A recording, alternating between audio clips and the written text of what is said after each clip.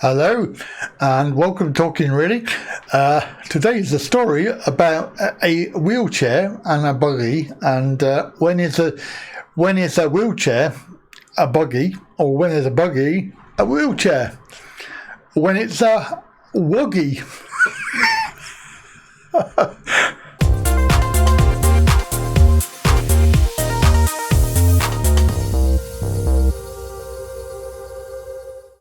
Sorry, I made that one up.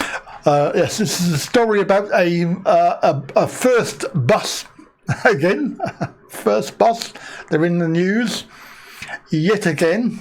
And of course, this is a story from Basildon. Not Basildon Bond, but Basildon in Essex.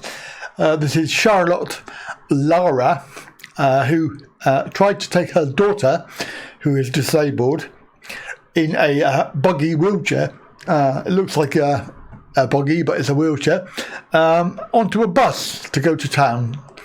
And apparently the bus driver was slightly rude. Oh, that was so rude. Slightly rude. Slightly rude. He tried to turf them off the bus out of the priority bay, which is the wheelchair bay. Basically, she was travelling to town last Wednesday with her 2-year-old who has a rare genetic disorder. Cassidy, her daughter, has a rare syndrome and needs round-the-clock care. She's tube-fed and she breathes through a thing in her throat and relies on a ventilator to take your breaths for her when she's tired.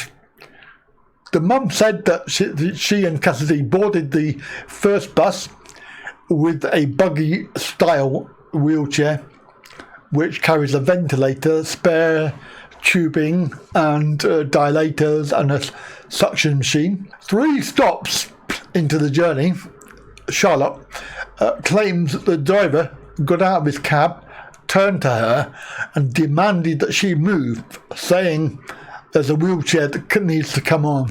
And Charlotte tried to explain that Cassidy was in a wheelchair herself and she couldn't collapse or move it. She claimed the driver rowed with her over it before shaking his head and walking away.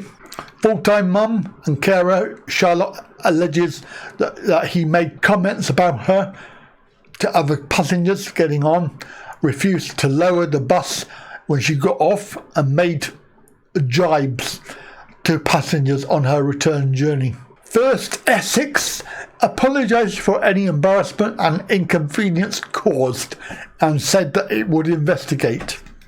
There was a lot of people on the bus and I was so embarrassed because everybody was looking at me and I could hear people whispering and tutting. When I replied and told him it was a wheelchair, he called me a liar by turning around and saying, "No, it's not. It's a buggy, not a wheelchair." This went on a few times, back and forth, and then he turned his back on me whilst I was talking and walked away back into his cab and slammed the door. He then turned to the man outside waiting to get on the bus and told him, "I can't let you on the bus because the lady won't move." It wasn't a case I wouldn't move, I couldn't move. The problem is that if the tracheostomy blocks, I have to do an emergency track change where I just have to drop her to the floor and change it, otherwise she will die. Embarrassed by the excruciating exchange, single mum Charlotte claims the driver got another dig in while letting a woman and a pram onto the bus. She said at the next stop, a woman with the buggy wanted to come on and he told her she'd have to fold it down. When she mentioned she could fit it on as folded, he said, "Oh good, because she ain't gonna move," just to embarrass me more. I've never seen a buggy that looks like our chair, and I certainly haven't felt one that weighs as much as it. He wouldn't even lower the bus for me to get off. I was told it was as low as it goes, and that was it. I know it wasn't because I've been on buses many times, so I had to get somebody to help me lift the buggy off the bus. I was so embarrassed. I've always respected the wheelchair signs. I've always moved. I've always been the first one to get up and get out the way if anyone needs the space. Head of operations at Bus Essex, Paul Coyle, said, I want to thank Charlotte for bringing this matter to my attention and apologise for any embarrassment and inconvenience experienced at the time of the alleged incident. This is certainly not the kind of service I would expect to be provided by one of our driving team in Essex.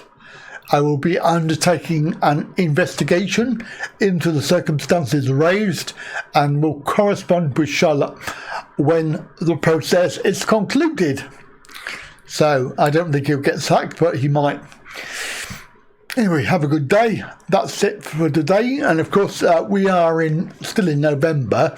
However, Christmas is coming, isn't it? And I think we can celebrate Christmas now, maybe. I don't know.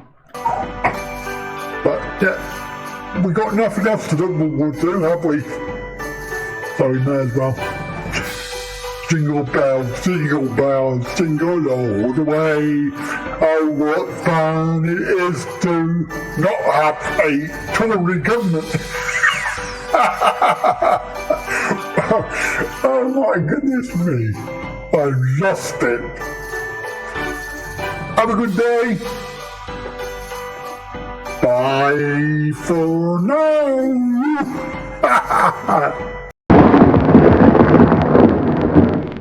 So her daughter Cassidy has a rare syndrome and needs round-the-clock care as she is tube-fed and breathes through a tracheostomy.